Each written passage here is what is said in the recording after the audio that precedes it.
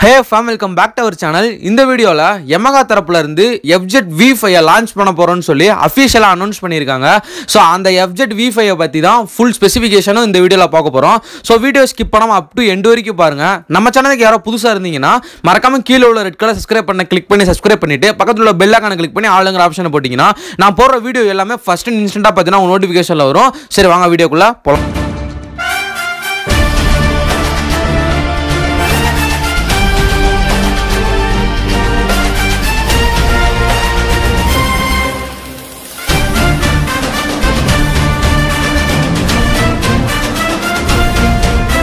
From வீடியோக்குள்ள போறதுக்கு முன்னாடி ஒரு முக்கியமான விஷயம் நான் சொல்லிக்கிறேன்.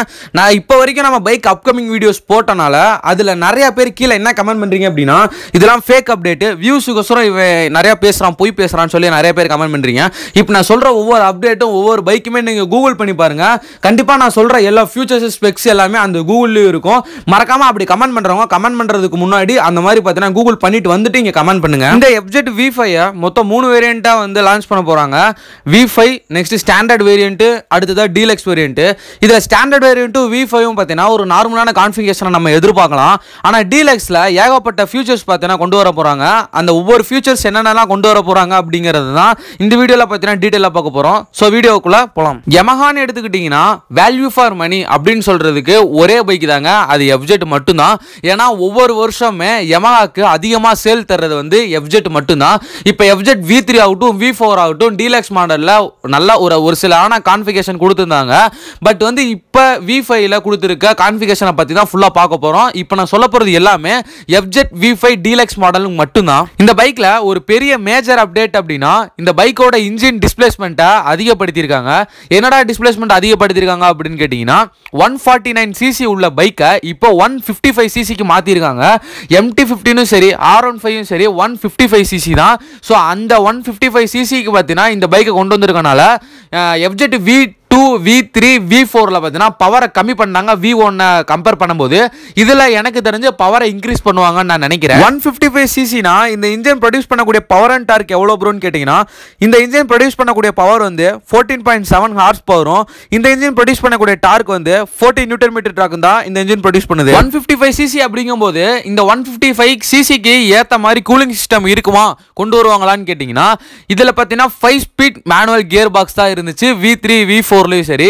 இப்போ FZ V5 டீலக்ஸ்ல 6 speed manual gear box தர போறாங்க. அதுவும் இல்லாம உங்களுக்கு லிக்விட் கூலிங் சிஸ்டமும் பார்த்தீங்கன்னா தர போறாங்க.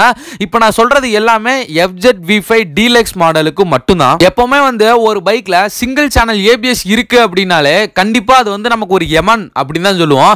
ஏன் அப்படின்னா எப்பவுமே ஒரு பைக்ல சிங்கிள் டிஸ்கா இருந்தாலும் கண்ட்ரோல் பண்ணிடலாம், 2 ட்ரம் பிரேக் இருந்தாலும் கண்ட்ரோல் பண்ணிடலாம். ஆனா சிங்கிள் சேனல் ABS இருக்கும்போது ரொம்ப ரொம்ப ரொம்ப ரொம்ப கவனமா இருக்கணும். ஒரு டேஞ்சரஸான சிச்சுவேஷன்ல நீங்க வந்து single channel ABS front break apply பண்றீங்க அப்படின்னா அது உங்களுக்கு பெரிய ஆபத்துல போய் முடியும். அந்த இதை பார்த்தீங்கன்னா நம்ம இந்த பைக்ல பயப்பட தேவையில்லை. ஏன் அப்படின்னா FZ V5 டீலக்ஸ் மாடல்ல உங்களுக்கு டூயல் சேனல் ABS ஓட உங்களுக்கு பார்த்தீங்கன்னா இந்த பைக்கை தர போறோம் அப்படிங்கிற மாதிரி சொல்லியிருக்காங்க. எனக்கு தெரிஞ்சு FZ V3 சரி V4 சரி அதை விட கொஞ்சம் பெஸ்டா பார்த்தீங்கன்னா உங்களுக்கு இந்த V5 வரும் அப்படின்னு நான் நினைக்கிறேன். நம்ம வச்சிருக்கிறதே பார்த்தீங்கன்னா FZ V3 டீலக்ஸ் மாடல் உங்க எல்லாத்துக்குமே தெரிஞ்சிருக்கும். எனக்கு பார்த்தீங்கன்னா பர்சனலாக கேட்டிங்கன்னா V4ஓட டூம் பிடிக்கல. பட் பவர் அண்ட் டார்க் ரெண்டுமே ஒன்று தான். V3யும் சரி V4ம் சரி ரெண்டுமே ஒரே பவர் அண்ட் டார்க் தான். டிசைன் மட்டும் கொஞ்சம் மாற்றிருந்தாங்க. ஆனால் இதில் பார்த்தீங்கன்னா சுத்தமாக பைக்கே பார்த்தீங்கன்னா மாத்திரம் அப்படிங்கிற மாதிரி சொல்லியிருக்காங்க. இந்த FZ V5 டீலக்ஸ் மாடல் மார்க்கெட்டுக்கு வந்தால் யார் யாரெல்லாம் வாங்குவீங்க அப்படிங்கிறத மறக்காம கீழே உள்ள கமெண்ட் பாக்ஸில் கமெண்ட் பண்ணுங்க. அதை விட ஸ்டார்டிங்லேயே நான் சொன்ன மாதிரி நிறைய பேர் வந்து வியூஸுக்காக பண்ணுறான் ஃபேக்கான அப்டேட்லாம் தரான்னு சொல்லி நிறைய பேர் கமெண்ட் பண்ணுறீங்கல்ல. இது கமெண்ட் பண்ணுற எல்லாத்துக்குமே பார்த்தீங்கன்னா நான் சொல்லிடுறேன், தயவு செஞ்சு இப்போ நான் சொல்கிற ஒவ்வொரு பைக்குமே நீங்கள் போய் கூகுள் பண்ணி பாருங்கள். கண்டிப்பாக பார்த்தீங்கன்னா கூகுளில் நான் சொன்ன அப்டேட் எல்லாமே இருக்கும். மறக்காமல் பார்த்தீங்கன்னா கமெண்ட் பண்ணுறதுக்கு முன்னாடி நீங்கள் போய் கூகுள் பண்ணிட்டு வந்துட்டு இங்கே கமெண்ட் பண்ணுங்கள்.